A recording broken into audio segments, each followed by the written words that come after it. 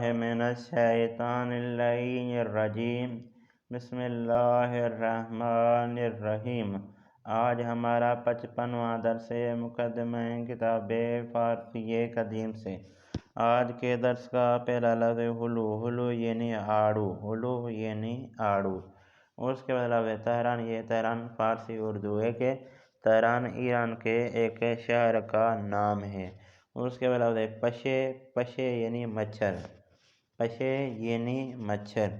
اس کے بعد لفظ ماہ، ماہ یعنی چاند، ماہ یعنی چاند۔ اس کے بعد لفظ ہوا پیما، ہوا پیما یعنی جہاز، ہوا پیما یعنی جہاز۔ اس کے بعد لفظ ہاون، ہاون یعنی ڈنڈی کنڈا۔ اس کے بعد لفظ ہندوانے، یہ ہندوانے فارسی اردو ایک ہے۔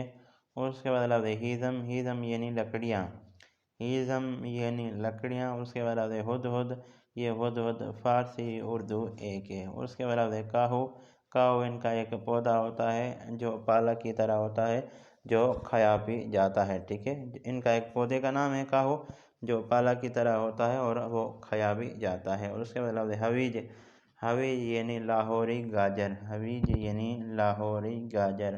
اس کے بعد لفظ بہار، یہ بہار فارسی اردو ایک ہے۔ اس کے بعد لفظ ہند، ہند یعنی وہی انڈیا جیسا کہ آپ نقشے میں دیکھ رہے ہیں۔ اس کے بعد لفظ ماہی، ماہی یعنی مچھلی، ماہی یعنی مچھلی۔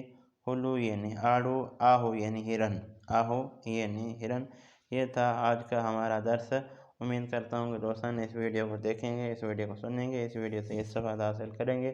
دوستان سے آخر میں ریکویسٹ کرتا ہوں کہ اگر میری ویڈیو آپ کے کام کی ہو، میری ویڈیو سے آپ نے کچھ بھی سیکھا ہو تو میرے چینل کو ضرور سبسکرائب کر دیں۔